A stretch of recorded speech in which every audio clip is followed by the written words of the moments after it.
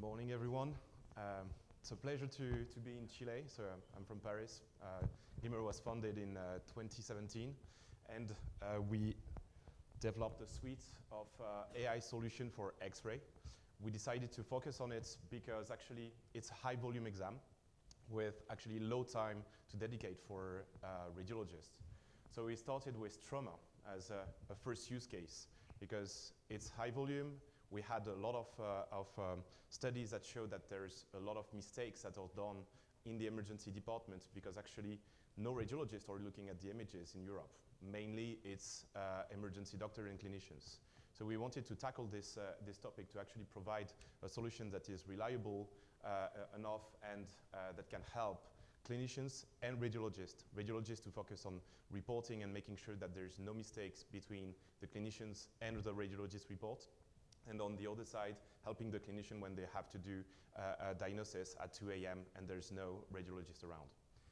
Then, since we were in X-ray, we decided to go for chest X-ray, because chest X-ray is a second exam where there's high volume, low time to dedicate, and most of the exams are actually negative. So the idea was to help on the negative exam and to triage the positive one on a few findings. I will come back to them, to actually guide them to the CT scan, because X-ray is a first-line exam, but it's not where you actually confirm a diagnosis usually. And later on, so this year actually, we released those two products to focus still on MSK, still on X-ray, to focus on productivity of the radiologist and the technicians. Technicians, it's hard to recruit, it's hard to keep them usually, so the idea was to provide a tool that can help them to go faster for measurements, and actually there's no diagnosis on it, it's just providing the images, good quality, and making sure that you can compute a good measurement for the surgeons. And bone age, it's still done by radiologists, but actually there's no diagnosis on it. You're just providing the age and you're giving it to clinician and referral doctors. So we also focus on that just to give a productivity tool and gain time for the radiologist to focus on complicated exams or head CTs, as Michael will show you, or anything else related to CTs on MRI. In the past few years, so in the past 3 years, we started to release actually BoneView in 2020. We had quite a success on this kind of use cases because it makes sense for them. It's easy to understand, easy to integrate it. So we managed to actually have 600 sites, so institutions worldwide using the solution. We are in more than 20 countries. I think the last count is like 25, 26. We are 50 in the company, and we are VC funded, so we're going to grow in the next few years. We are finishing a funding round, and part of our DNA is not to be actually a technical company, but really focusing on clinical evidence. Medical is part of our DNA. We have a lot of radiologists working for us across the globe, so around 15, that's helping us to validate the solution, helping us to guide us on the roadmap, so what use cases we should tackle, in which way, comparing to what they've been used, what they know about the market. And we are publishing as more as possible, so in good journals. So we want to have high-end publication, and we managed to publish 2 times in radiology last year, and we received the Alexander Margulis Award, so the best publication in radiology in 2022. And also best new AI vendors from the Euromini, so at ECR. So this is a recognition of the work that's been done in the past 5 years. In terms of integration, before showing you the solutions, because I want to dive in, the way we integrate, as Francisco says, is with PACS and RIS. Any PACS, any RIS, we can integrate.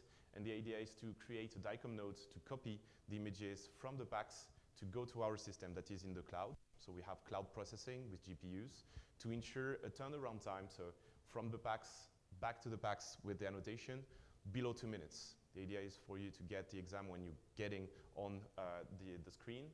And we are installing this system on your infrastructure, IT infrastructure, to actually anonymize the data, sending them to our system. So when it's going out, it's GDPR compliant and HIPAA compliant. So there's no personal data that are going out. It's only pixel data. We are processing them, get them back to the facilities and the PACS for you to actually see it in your viewer. We are not providing any viewing environments.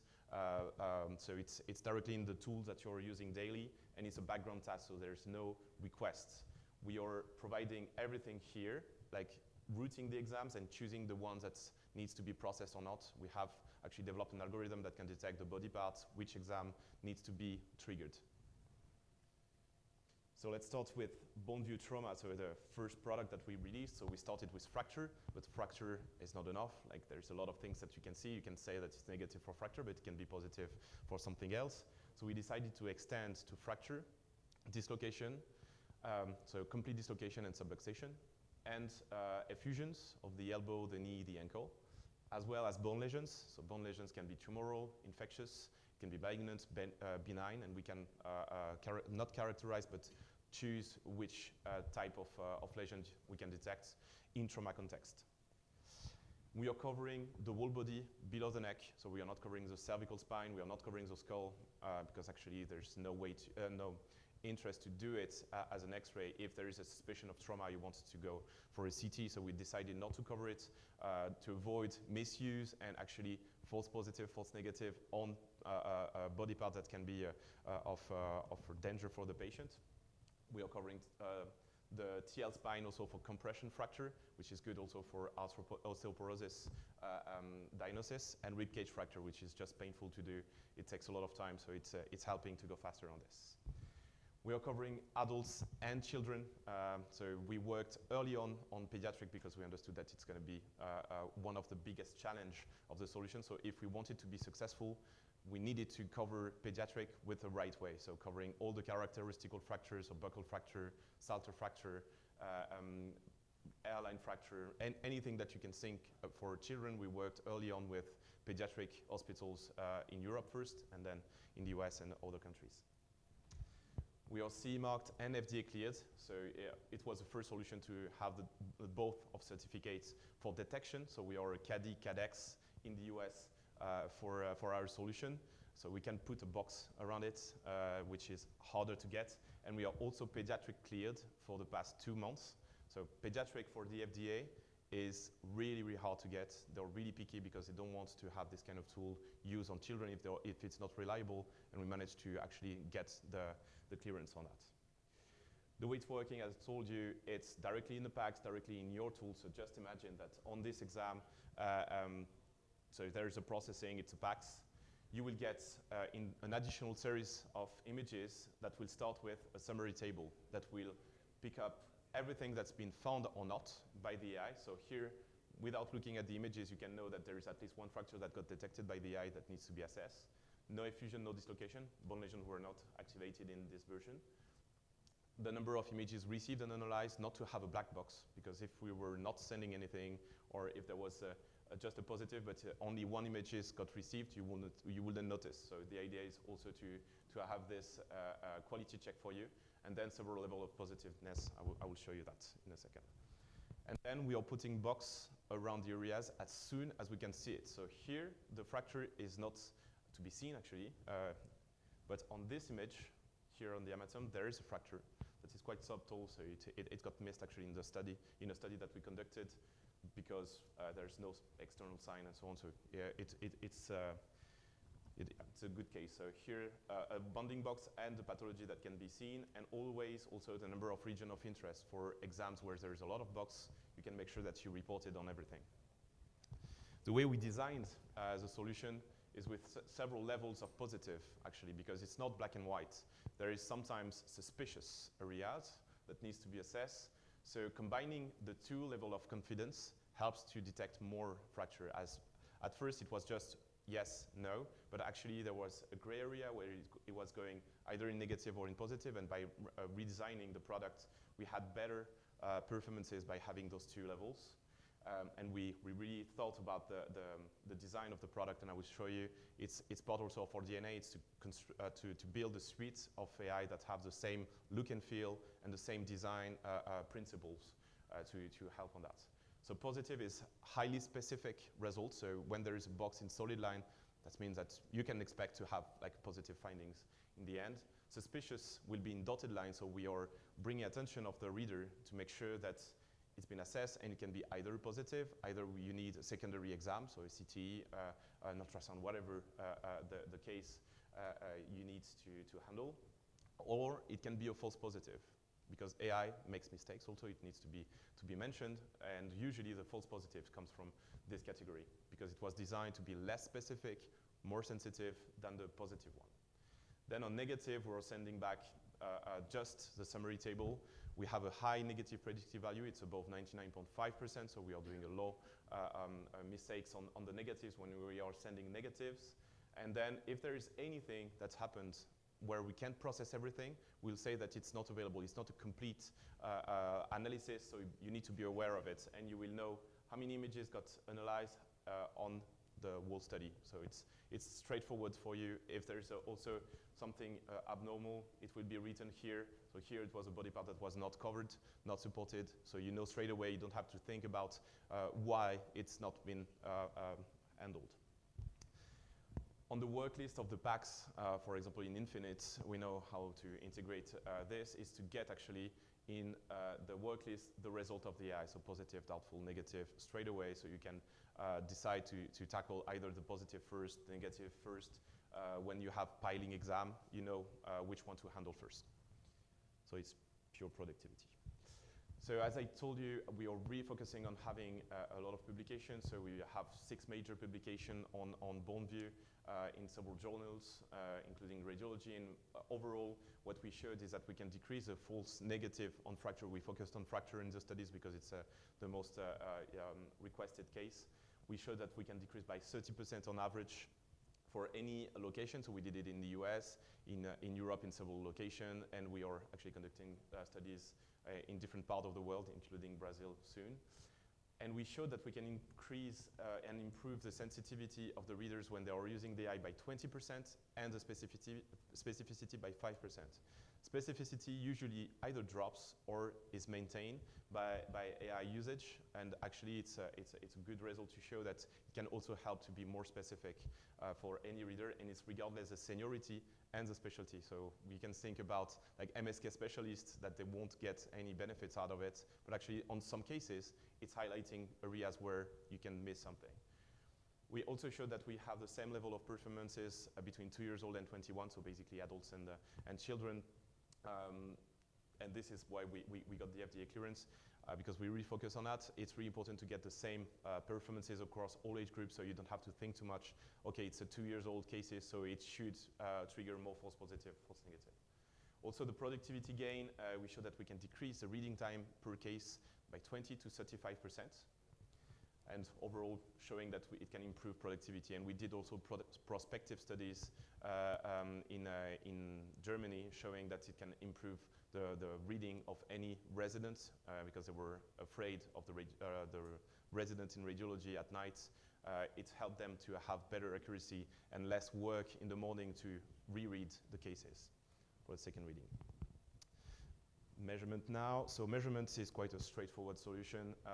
We did a global survey with different radiologists from our network to know which body part to cover and which type of measurements to cover. One fit for all for the first version. So this is the first version. We cover the spine, the legs, the feet, the pelvis, and hips. I will show you which body parts. And we are covering adults and children once again. So the idea is to cover as many age group as possible. We are covering EOS. EOS is more in Europe for now, but I'm sure it's going to come around. And X-ray. So the idea is to cover all the modalities that are used for measurements. In CE mark for the moment, we are working on the FDA clearance. And the way it's working, below 2 minutes, you will get a structure report, so with the points that are used for the measurement, and then the angles that are computed, and then also a structure report. The first users are actually using those additional images to put them directly in the report. So they don't bother to do it again, like they just like copy and paste the image, send it to the surgeons. Just the list of measurements so you can have a look and feel about the solution. And we are looking to have more measurements depending on the market needs. So as soon as we have a lot of needs for one specific measurement, we will trigger a development. And actually it's working also, it's not written here, but on hardware. So if there is like prosthesis, it's still computing angles and so on.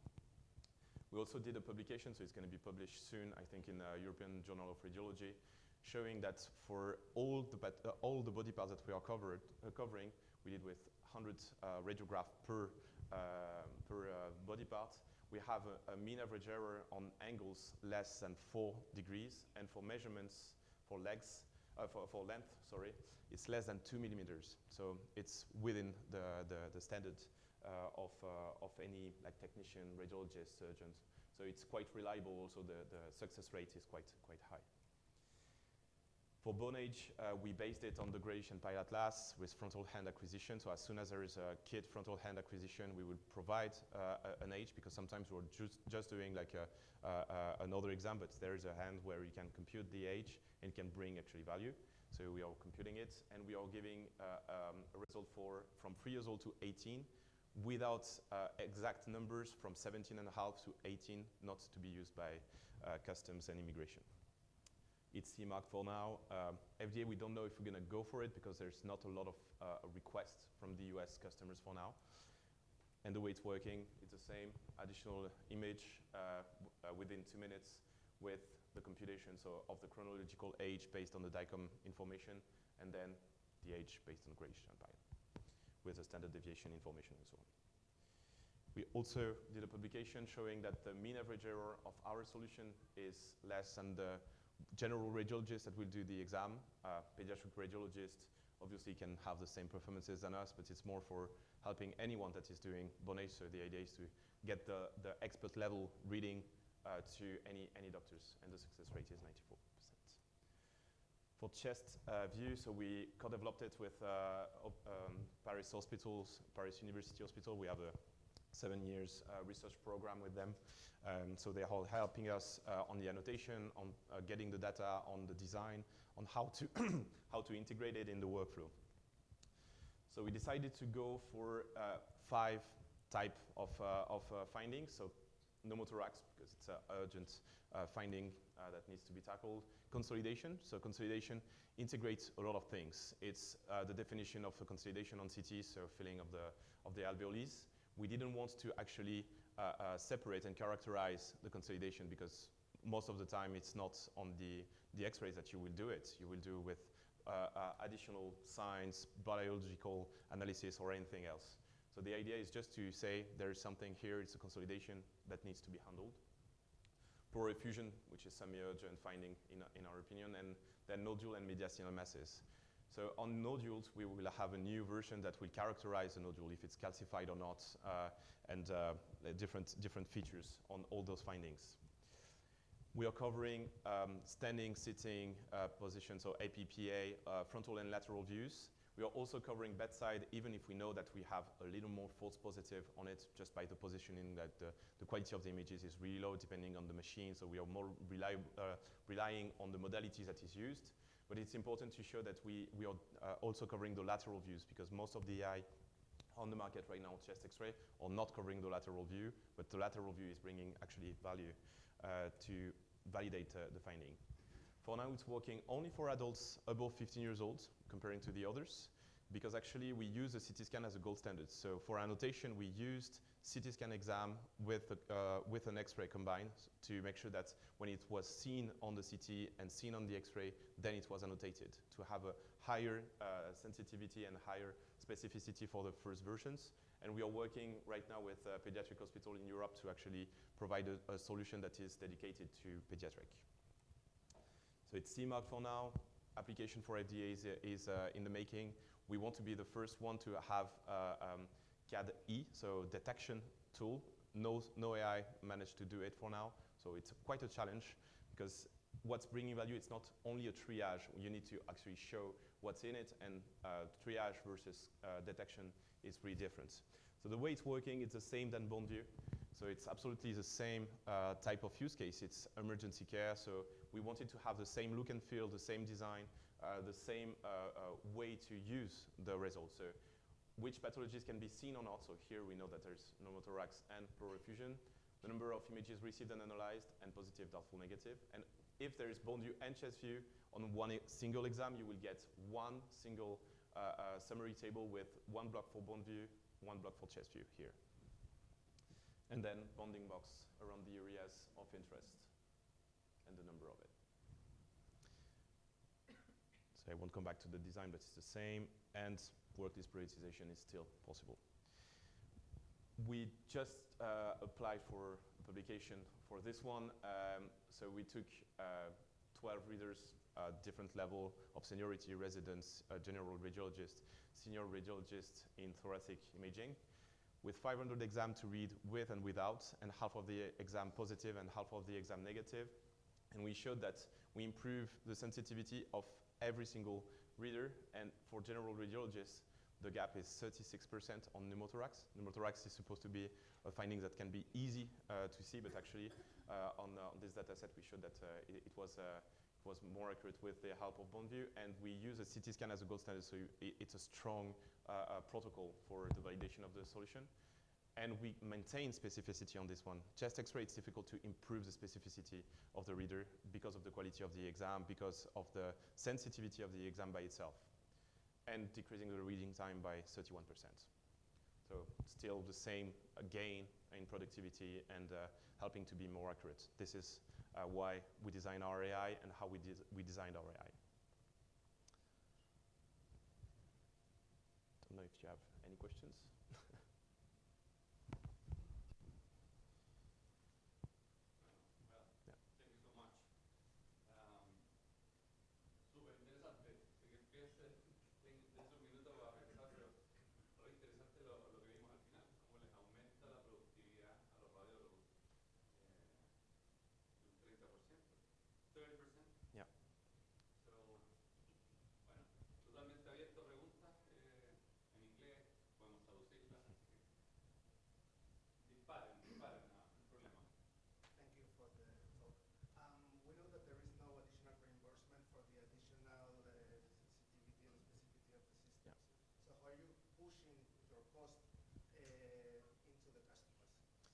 So basically the ROI, the return on investment for this kind of solution is actually the additional exams that we will perform, and avoiding litigation also. Because litigation, it tends to, I don't know if it's a situation here, but we know that it comes from the US at first, and in Europe it's rising up. And doctors don't want to face charges, they don't want to go to court for this kind of simple exam where they have a high volume, but the ROI is more on the accuracy that you have on the first detection that goes to another exam. If you have a suspicion of a nodule, for example, you will do a CT, you will do a follow-up with them. So you will have several reimbursements on additional exams that you will have missed maybe on the first line exam. So this is the idea, is to actually trigger more revenue on the secondary exam. Because obviously X-ray is cheap, it's not well reimbursed everywhere in the world, but actually all the others exam, you will do it. You will do them for the patient, so you can have a better detection at first. How are the radiologists feeling about the better result or perform of their forms of the results, and the increased time they have to work, and are they willing to lower their costs given that they have more time, better efficiency in their work and etc.? So typically, the benefits of this kind of AI is also how to organize work. Because when you know that most of the X-rays on trauma are negative, you can say, okay, I will look at it later, or I can reorganize the department with junior radiologists looking at the negative, and you focus on the positive as a senior doctor. There's plenty of ways to actually better integrate those kind of AI to improve productivity, efficiency of the service, of the department. Overall, they praise this kind of AI because when you build trust in the system and when you're working with it, you're more efficient, and you can lower your mental pressure on this kind of exams and more concentrate on CTs, pulmonary follow-ups, etc. So usually they like the system, and this is why we actually have a lot of customers. It's really easy to use, really easy to understand how it works and the benefits of it. So usually they praise it and they integrate it. And it's bad to say, but a lot of radiologists are not looking at X-ray anymore. So they rely on clinicians, and providing this kind of results, helping them to have peace of mind, because if a clinician is working with the AI, it will be better than without. And when a radiologist is getting to the report, if he's reporting on, then he's more confident that the patient is safe. He's been home for like a day or two. You're just doing the report. Yeah. Para complementar un poco, yo no estoy seguro, I'm not really sure the number of exams that hasn't had finally a report. Like 20%, yo he leído algo por ahí que hay muchos exámenes de radio que finalmente no llegan a tener un informe. Entonces, este tipo de herramientas que son de apoyo diagnóstico, al final es un apoyo diagnóstico, que te ayuda y te facilita, te aumenta la productividad, pero también te ayuda a producir más, ¿no es verdad? A ser más productivo.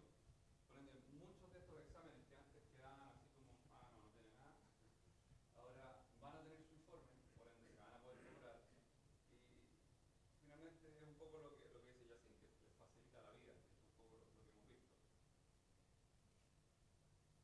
Did you get it? Yeah. Spanish? Yeah.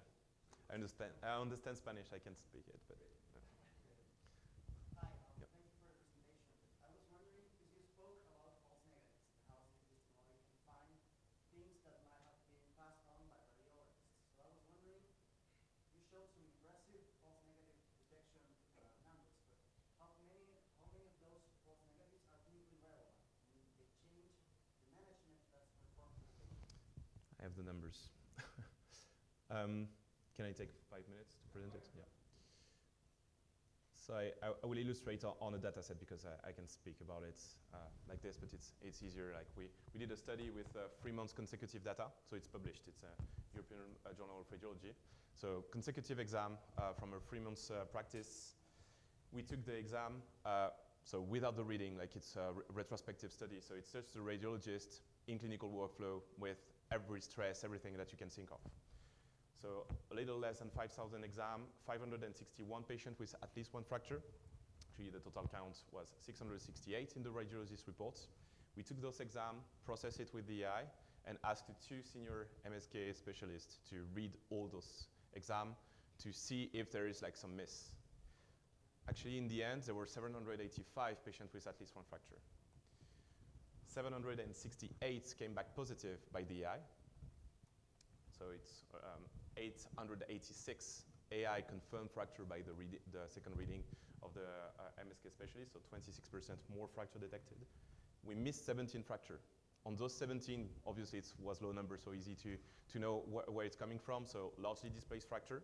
It's weird, but sometimes we are missing it because it's just abnormal. It looks abnormal for the eye.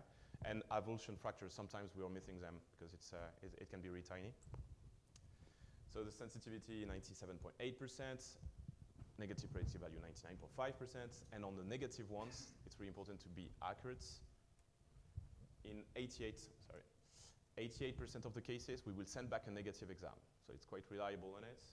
The false positive can seem high, but actually it's most of the time artifacts and elderly people, calcification and so on that is misleading for the eye. We're training the algorithm not to pick it up, but sometimes doing overtraining will lower actually the performances of the algorithm. So it's better to have those kind of false positive, just know the pattern, and for any reader, a skin superposition can be seen as a fracture. So that's the key takeaways, and I have the second slide. So on the missed fracture now, because it's gonna answer your question. So 235 missed fracture in this data set. Out of them, 19 were going through growth plates. 104 were going through a joint, unreported, obviously. 26 were impactful fracture, so 16 distal radius, 4 tibial plate, 5 scaphoid, 1 fibronac. So this is a 3 months practice routine. So just like over a year, it's 100 fracture that can actually have complication for the patient if it goes unreported and untreated. Also in terms of patient care, so we estimate that 69 patients should have gone through a CT and MRI on this data set. And 144 should have been managed differently just because of a new fracture that got detected. And 51 should have gone at least through a consultation from an orthopedic to just assess if there's a need of surgery or not. Yeah, that's really great data. Is that published? Yeah, it's published. What's the name of the article? I'm going to come and give it to you. I have it on my phone, on my computer.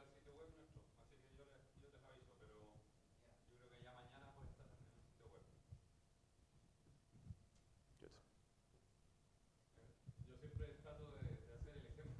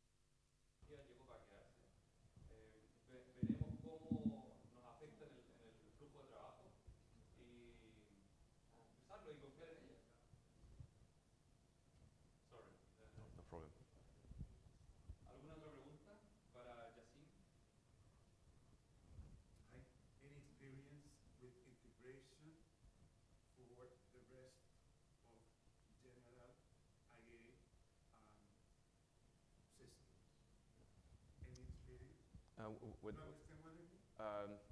didn't catch So you, you sorry. have your IA, Yeah. diagnostic imaging, and then you have a system which covers the whole medical condition. Mhm. So do you have any experience with integration of your system with regular ones like ADA, for example? As an EMR, maybe an electronic medical record? Not necessarily. I mean, all your information, how it integrates with general IA systems. I mean, your experience, certainly. So the way we integrate, as I showed you, is directly in the pack. So we are providing the images back with information in it with the DICOM field, so we can actually better integrate it into the workflow later on. So with worklist prioritization, we are working also on negative report automatic, because actually when it's negative, it's easy to say that it's normal. So we are working on this kind of system. I don't know if it's the answer you're looking for, but we are working on the integration, and it's kind of the custom way. It's just depending on each hospitals, because everyone is organized differently in the world. But by design, our solution is providing a lot of information in the images itself. And you can pick them up because everything's standard in a way with HL7, FHIR, DICOM standard. So in a way, you can integrate as deep as you want in the hospital system and institution system. Even if there's like several packs, it's easy to integrate in several packs for one group. In private group, there's plenty of situation where they have like 5, 10 packs that are totally different. But actually the images are all going to the same archiving. So it's just like spreading out the information to the right one with the right code and everything, so they can pick up the same design for every single packs. Is that answering your question?